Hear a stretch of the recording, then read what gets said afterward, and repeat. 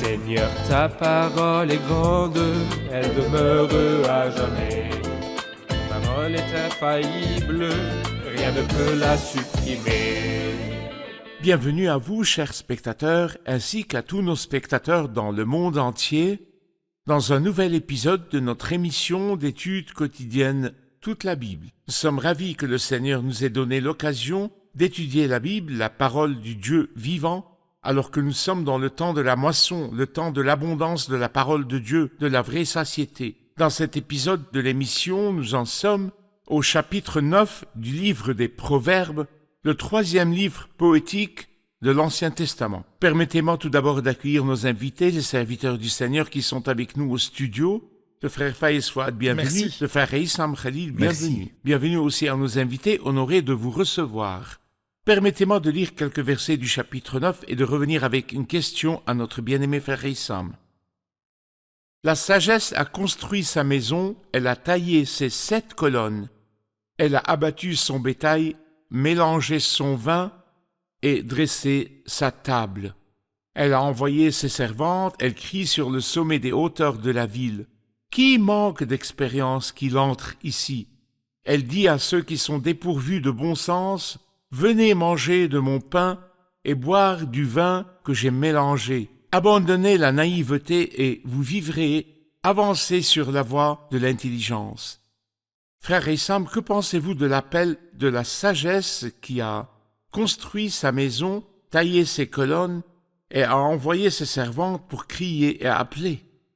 C'est une belle analogie de dire que la sagesse a un endroit où l'on peut l'atteindre. Lorsque je me rends chez quelqu'un avec une adresse, je sais comment m'y rendre. Mais si je cherche quelqu'un et que je ne sais pas où il se trouve, cela pose un problème. C'est vrai. C'est comme pour dire que la sagesse a désormais sa place, sa propre école, son propre institut, et qu'elle est bâtie sur des fondations très solides et 7 colonnes, et le mot colonne signifie colonne forte. Comme pour dire que c'est quelque chose qui est fondé sur la vérité et la justice. Et disons que cette sagesse appelle tout le monde. Elle appelle un type important.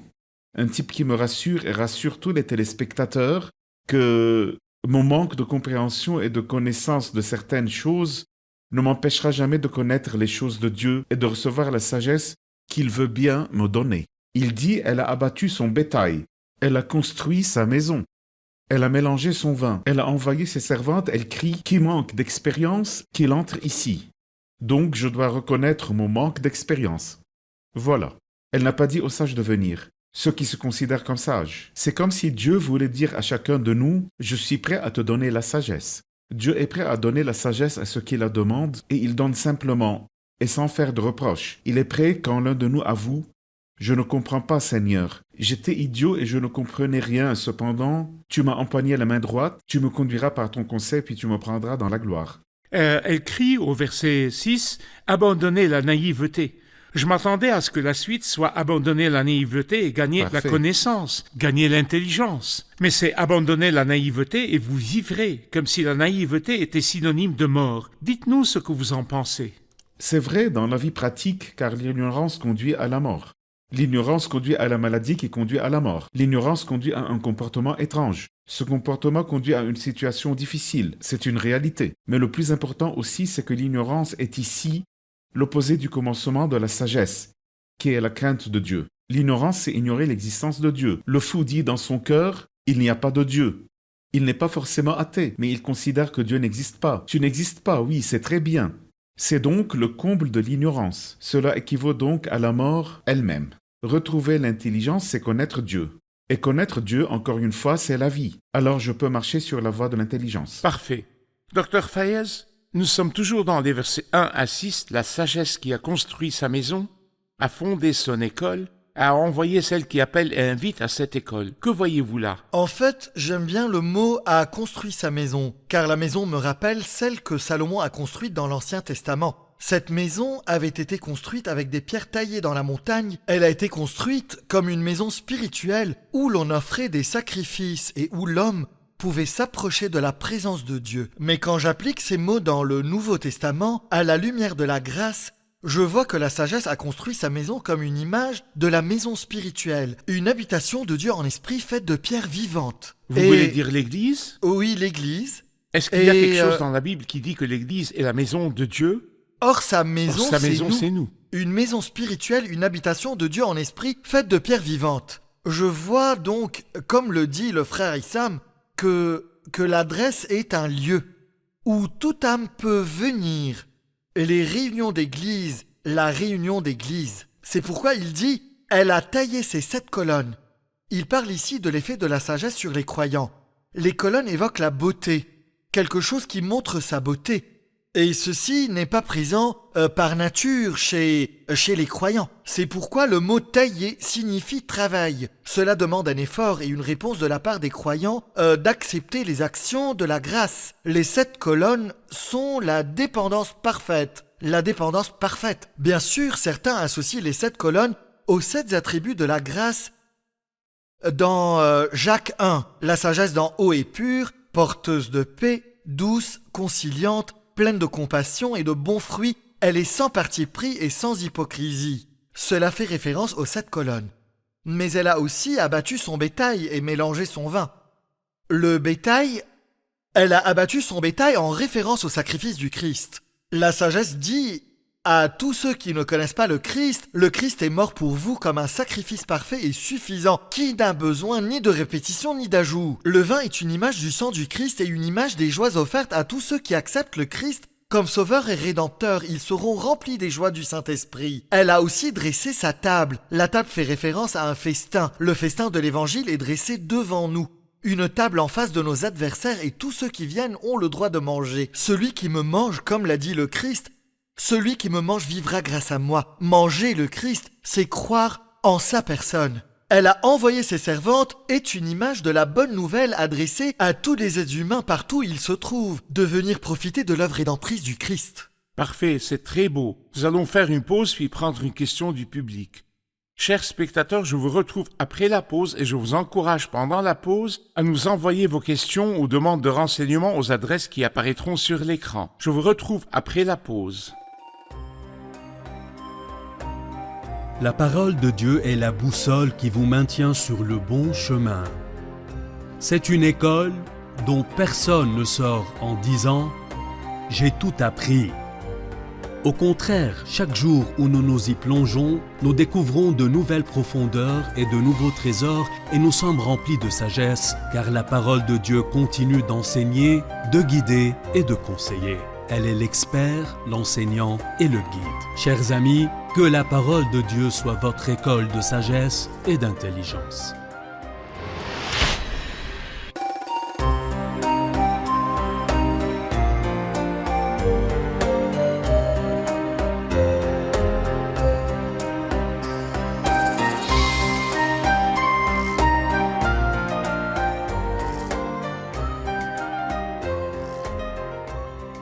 Nous revoici, chers spectateurs, pour prendre une question du public. Dans les versets 7 et suivants, il nous avertit de ne pas reprendre le moqueur, ni de parler à l'ignorant, et nous conseille de parler aux sages, alors que la sagesse elle-même a appelé les ignorants et les moqueurs. Pourquoi cette contradiction? Est-ce une contradiction, frère Issam? Ce n'est pas une contradiction. Dans un premier temps, les moqueurs ont eu leur chance. Mais ils ont continué à se moquer. Je ne pense pas qu'il soit juste de laisser cette chance aux moqueurs, mais elle reste valable pour ceux qui en ont besoin. Au début du chapitre, il était prêt à parler aux moqueurs, aux ignorants et aux stupides. Puis, au bout d'un moment, il était prêt à parler aux ignorants et aux stupides. Puis, il ne restait plus que les ignorants. Et cet ignorant se traduit ailleurs par le simple naïf, qui ne sait pas, le pauvre. Et Dieu reste avec ce pauvre jusqu'au bout. Mais il donne une chance aux moqueurs, puis c'est fini. Combien de temps Dieu tolère-t-il les moqueries? Si tu es moqueur, tu en supporteras les conséquences tout seul. C'est ce dont il est question dans les prochains versets. Parfait. Il complète l'idée par ces mots. Comme pour dire, ne perdez pas votre temps avec un moqueur. Avertissez-le une fois, donnez-lui une chance une fois, car tout le monde a une chance. Mais s'il persiste dans ses moqueries, chaque fois que vous venez lui dire la vérité, qu'est-ce qu'il fait? Il s'en moque et ne veut pas comprendre. Alors que faire s'il ne veut pas comprendre? Oubliez-le. C'est vers l'ignorant qui n'a pas connaissance Nous que nous travaillerons irons. sur lui avec acharnement. Car, ne l'oubliez pas, la sagesse l'a appelé et il est venu. Et, puisqu'il est venu, c'est qu'il reconnaît son ignorance. Je poursuivrai cet ignorant jusqu'à ce qu'il apprenne. Oui. C'est pourquoi il dit, ne reprends pas le moqueur si tu ne veux pas qu'il te déteste. Vous allez vous disputer et c'est tout. Mais reprends le sage et il t'aimera. Donne au sage et il deviendra encore plus sage. Enseigne le juste et il augmentera son savoir. Qui est ce sage? Dès que l'ignorant cherche la sagesse, il devient sage. Plus vous lui donnez, plus il devient sage. Je veux ceci. Je veux cela, exactement. Comme ceci. Mais le moqueur dit, je me moque de ce que vous dites. Et donc, je n'en ai pas besoin. Alors tant pis. C'est comme lorsque vous présentez à quelqu'un des faits scientifiques qui prouvent l'existence de Dieu et qu'il vous répond avec sarcasme. Il y a des gens qui se disent scientifiques, mais la création vous dit quelque chose. Répondez aux paroles de la création et il répond par des détours inutiles. C'est fini. Ne lui répondez Parfait, pas. parfait. Le frère Issam, en parlant, m'a rappelé ce qu'a dit le Seigneur Jésus-Christ. Ne donnez pas les choses saintes aux chiens et ne jetez pas vos perles devant les porcs.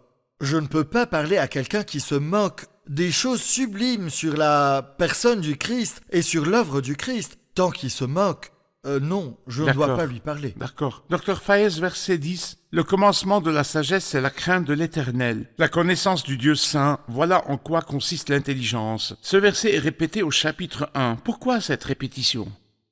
En général, la répétition dans la parole de Dieu n'est pas un bavardage inutile. La parole de Dieu ne contient certainement pas des choses dont on peut se passer, mais la répétition confirme l'importance et confirme la confirmation signifie que la chose est inévitable et très importante. Sinon, il n'y aurait pas besoin de répéter. Mais je vois aussi qu'au début du comportement, selon la sagesse, nous devons apprendre cette leçon. Le commencement de la sagesse, c'est la crainte de l'Éternel. Mais cela ne veut pas dire que c'est une leçon que j'ai apprise au début de ma vie avec Dieu et que c'est fini. Mais c'est la leçon que je dois apprendre chaque jour. David, par exemple, avait besoin de se rappeler cette leçon lorsqu'il avait plus de 50 ans.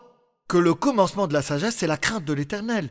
Lorsque David a oublié cette leçon pendant quelques instants, alors qu'il marchait sur le toit, c'était un problème. Si seulement la leçon que tu as apprise dans ta jeunesse, David, tu l'avais gardée à l'esprit toute ta vie jusqu'à ta mort. Nous apprenons cette leçon au début de notre vie avec le Seigneur et nous la gardons à l'esprit tout au long de notre vie.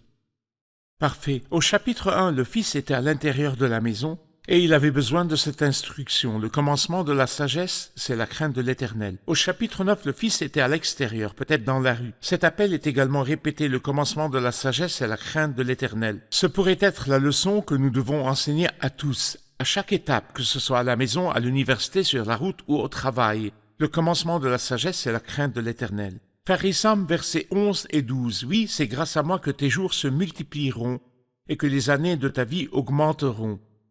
Si tu es sage, tu l'es pour toi. Si tu es moqueur, tu en supporteras les conséquences tout seul. Nous parlons toujours de la moquerie et des conséquences de la moquerie. Mais dites-nous, d'après ce verset, quelle est la conséquence de la moquerie? Permettez-moi d'opposer le résultat de la sagesse à la conséquence de la moquerie. Il dit que si vous suivez le chemin de la sagesse, la décision la plus sage est d'accepter le Christ, la vraie sagesse. Oui, c'est grâce à moi que tes jours se multiplieront et que les années de ta vie augmenteront. Pour un juif, cela signifie une bénédiction. Oui. Parce que Les longs jours. les longs jours, je le comblerai de longs jours. Honore ton père et ta mère afin de vivre longtemps dans le pays que je te donne. Telle était la bénédiction que recevait un juif. Aujourd'hui, que signifie la bénédiction? C'est que j'ai la vie éternelle avec le Christ. Tes jours se multiplieront non seulement sur la terre, il n'a même pas dit sur la terre, mais il veut dire, je peux les prolonger aujourd'hui et rendre tes jours éternels. De la même nature que Dieu, comme Dieu sans commencement ni fin. La même chose, mais une heureuse éternité, avec Dieu. Voilà, c'est comme pour dire, grâce à la sagesse, grâce à la sage décision, grâce à l'acceptation du Christ comme sagesse, sur la base du chapitre précédent, tes jours se multiplieront. Et l'inverse. Tu en paieras le prix. C'est pourquoi il dit, si tu es sage. Le sage lui dit, ce n'est pas moi qui gagne. Alors tu l'es pour toi. C'est Salomon le sage qui le dit. Oui. Si tu es moqueur, tu en supporteras les conséquences tout seul. C'est quelque chose que chacun d'entre nous ne devrait jamais oublier. Votre sagesse vous sera attribuée. Et vos moqueries vous seront imputées. Que va-t-il supporter? Quelle est la fin? Tu en supporteras les conséquences tout seul. Que va-t-il supporter? Écoutez, dans la vie, si je prends une décision stupide, j'en subirai les conséquences. Oui. Si je décide de sauter du 3e étage, je souffrirai de fractures. Une jambe cassée, Ou je un mourrai. bassin cassé, ou je mourrai. Je supporterai. C'est dans la vie temporelle. Et si je prends la sage décision, ma sagesse m'appartiendra. mais aussi dans la vie éternelle si je prends la décision imprudente qui est effectivement non seulement de rejeter le Christ, de retarder Oui. l'acceptation du Christ. Oui. C'est une décision très imprudente. Quelqu'un m'a dit un jour, le voleur n'a-t-il pas été sauvé au dernier instant de sa vie, alors moi aussi je serai sauvé.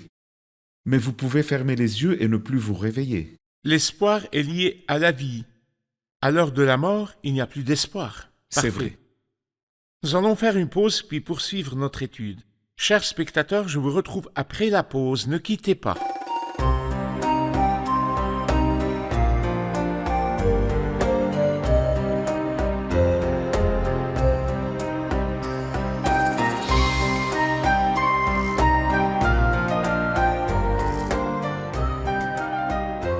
Nous revoici, chers spectateurs, pour poursuivre notre étude du chapitre 9 du livre des Proverbes. Dr Fayez, verset 13 et suivant. La folie est une femme bruyante, naïve, qui ne sait rien. Elle s'assied à l'entrée de sa maison sur un siège dans les hauteurs de la ville pour interpeller les passants qui vont droit leur chemin. Qui manque d'expérience qu'il entre ici? À celui qui est dépourvu de bon sens, l'eau volée est douce et le pain mangé en cachette est agréable. Et il ne sait pas que là se trouvent les défunts, que ceux qu'elle a invités sont dans les vallées du séjour des morts. Après avoir parlé de l'école de la sagesse, voici l'école de la folie. Décrivez-nous l'école de la folie. C'est-à-dire, permettez-moi d'attirer l'attention des spectateurs que ce chapitre commence par la sagesse, qui a construit sa maison, et se termine par la folie, qui a aussi construit sa maison ou qui s'assied à l'entrée de sa maison. C'est donc comme si deux femmes parlaient ici. La sagesse parle et interpelle celui qui manque d'expérience et celui qui est dépourvu de bon sens. Elle l'invite à un festin pour apprendre la sagesse et lâcher la naïveté. Mais l'autre imite la sagesse. Elle l'imite exactement, elle parle comme elle parle. Elle s'assied aussi à l'entrée de sa maison, et comme elle interpelle les passants et elle dit « Qui manque d'expérience ?» Comme la sagesse le dit aussi, qui manque d'expérience. Et elle dit à ceux qui sont dépourvus de bon sens « Venez », tout comme la folie leur dit « Venez ». Mais il y a une différence entre les deux appels. La sagesse appelle les gens à venir manger et boire, et dit que le manger et le boire leur donneront la sagesse. C'est une image de l'appel qui nous est adressé. À venir manger et à boire, c'est-à-dire à croire en la personne du Seigneur Jésus-Christ d'après Jean 7, afin de recevoir la sagesse et de vivre. Mais l'imitation, c'est quand Satan imite l'œuvre du Christ. La copie fausse Oui, falsifiée. je ne vois pas seulement le péché ici, je vois aussi les religions humaines inventées par Satan. La folie dit à celui qui manque d'expérience et à celui qui est dépourvu de bon sens, « Viens et je te donnerai du plaisir. Même l'eau volée est douce. Le fruit défendu est délicieux. L'eau volée est douce. Et le pain mangé en cachette est agréable. Et il a une toute autre saveur. » En fait, j'avoue que je citais ce verset de façon erronée. Je pensais que c'était la parole de la Sainte Bible. Mais j'ai découvert que l'eau volée est douce et que le pain mangé en cachette est agréable. Ce ne sont pas les paroles de la Bible, ce sont les paroles de la folie. Et personne ne les croit sauf ceux qui sont ignorants comme elle. Et ils ne savent pas que la fin de ce chemin est dans la vallée du séjour des morts. Je vois que la sagesse parle de la personne du Seigneur Jésus-Christ. Elle parle de l'appel à recevoir la vie éternelle et à jouir de la communion avec Dieu et les saints. Et la folie et sa maison font référence aux religions créées par l'homme, dont la fin ne sera que le séjour des morts. Ce que je veux dire, c'est que celui qui manque d'expérience est pris entre deux choses, deux appels. L'un est ceci et l'autre cela. Mais l'un est pour le repos et l'autre a un élément dont je vais parler maintenant. Celui qui se sent vide a le choix de ressentir tout le repos, la joie et la plénitude qui s'ensuivent, ou bien de suivre le chemin de la folie qui lui dit « Tout ce qui se fait en secret fait partie des choses par lesquelles je peux contrôler, par lesquelles je peux vous satisfaire. » Mon ami est un jeune qui aime peut-être en secret visiter de sites web, des vidéos sur son téléphone portable ou d'autres choses comme cela. Des mots qui ne peuvent être dits et des comportements qui ne peuvent être faits qu'en secret. C'est un critère qui, je l'espère, permettra à chacun de nous de s'examiner. Faites-vous ce que vous aimez en public ou en secret? Faites-vous ce que vous aimez sans sentir que quelque chose pèse sur votre conscience ou vous fatigue? La folie, c'est tout ce qui vous éloigne de Dieu, qu'il s'agisse d'une fausse religion, d'un péché ou d'une femme étrangère. Toutes ces choses ont beaucoup à voir avec les ténèbres, et tout ce qui se fait dans les ténèbres et pour les enfants des ténèbres. Ce qui attire mon attention, en fait, ce sont les deux banquets et les deux invitations à manger. L'appel de la sagesse et l'appel de la folie. La sagesse annonce la bonne nouvelle de l'Évangile et la folie prône toute autre école contraire à l'Évangile. La folie dit l'eau volée est douce et le pain mangé en cachette est agréable, mais le festin de l'Évangile est sacrificiel, fondé sur le sacrifice du Christ. Comme si la folie était tout autre moyen d'atteindre Dieu en dehors du sacrifice de l'Évangile ou du festin de l'Évangile. Le festin de l'Évangile dit que le Christ est mort pour nos péchés, qu'il a été enseveli et qu'il est ressuscité. Tant de gens veulent atteindre Dieu et veulent plaire à Dieu et gagner sa faveur, mais en dehors du sacrifice. Beaucoup de gens veulent se tenir à la porte de Dieu et gagner sa faveur. L'eau volée est douce et le pain mangé en cachette est agréable. Mais la sagesse dit « Mon pain, mangez de mon pain ». De belles paroles. Voyez aussi la différence entre le bétail et le vin, et l'eau et le pain. Oui, et l'eau est volée La aussi. différence est grande. Et l'eau est volée. D'où vient-elle? Personne ne le sait, mais la Bible dit que ma nourriture, la Bible dit que mon festin est fondé sur le sacrifice du Christ. Elle dit, s'il n'y a pas de sang versé, il n'y a pas de pardon. Nous ne gagnerons la faveur de Dieu que sur la base du sacrifice du Christ. Les paroles prononcées par la femme bruyante, folle et naïve, qui fait de fausses promesses à celui qui est dépourvu de bon sens et à celui qui manque d'expérience, me rappellent les paroles de l'organisateur du repas des noces de Cana en Galilée. Tout homme sert d'abord le bon vin, puis le moins bon après qu'on s'est enivré.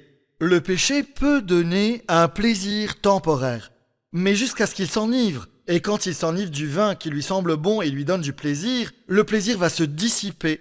Il lui restera l'amertume, le scandale, la honte et l'humiliation, et à la fin le jugement et la chute dans l'abîme. C'est vrai. Suite aux deux appels du verset 6, abandonnez la naïveté et vous vivrez. Et la conséquence de la fausse invitation du verset 18, et il ne sait pas que là se trouvent les défunts qu'elle conduit à la mort, que ceux qu'elle a invités sont dans les vallées du séjour des morts. Il en résulte naturellement que l'appel de l'Évangile offre la vie, et que tous les autres appels contraires à l'Évangile offrent la mort. Le public a certainement une question sur cette partie, alors prenons une question du public. J'ai une question.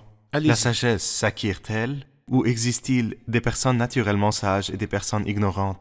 La sagesse peut-elle être acquise? Nous constatons qu'il y a des personnes qui sont naturellement sages. Par nature, la sagesse est souvent liée aux choses temporelles. L'homme riche qui envisageait de faire plus d'affaires et d'agrandir ses entrepôts, je pense qu'il est, selon les normes humaines, un homme d'affaires très prospère qui planifie correctement. Il est sage dans les choses temporelles, mais en ce qui concerne les choses de Dieu, il était très stupide, parce qu'il n'a pas pensé à l'avenir et n'a pas pensé à l'éternité. La sagesse, donc, La sagesse peut être liée aux choses temporelles, mais lorsqu'il s'agit des choses de Dieu, l'homme peut être complètement ignorant. La vraie sagesse est liée aux choses de Dieu. Parfait, très bien. Merci, que Dieu vous bénisse. Nous sommes arrivés à la fin de l'épisode et nous allons prendre quelques contributions du public. Dieu est prêt à donner la sagesse et il a la sagesse dans toute sa richesse. Nous n'avons qu'à demander et il nous donnera la sagesse dans toutes nos affaires. Parfait. Frère Michel? Le sage gagne des âmes. J'espère que nous aurons la sagesse. Ceux qui se moquent toujours des choses de Dieu, nous ferions mieux de les éviter. Parfait. La similitude entre les deux écoles est un peu terrifiante. Elles sont similaires, celle-ci appelle l'ignorant et celle-là appelle l'ignorant. Il faut donc être très sobre dans nos vies et demander à Dieu de la sagesse. En fin de compte, la décision nous appartient. Si tu es sage, tu l'es pour toi. Si tu es moqueur, tu en supporteras les conséquences tout seul. Si nous n'acceptons pas l'école de la sagesse, nous tomberons naturellement dans l'école de l'ignorance et gaspillerons nos vies en vain. Parfait. Ihab? La définition la plus simple de l'ignorance est d'ignorer l'existence de Dieu, et cela conduit à la mort. Et le début de la connaissance, ou le commencement de l'intelligence, c'est la crainte de l'Éternel. Parfait. Merci, que Dieu vous bénisse. Merci, serviteurs du Seigneur. Nous poursuivrons notre étude dans un autre épisode. Que Dieu vous bénisse.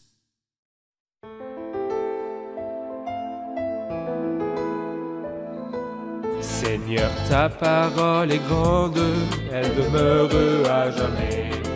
Ta parole est infaillible, rien ne peut la supprimer.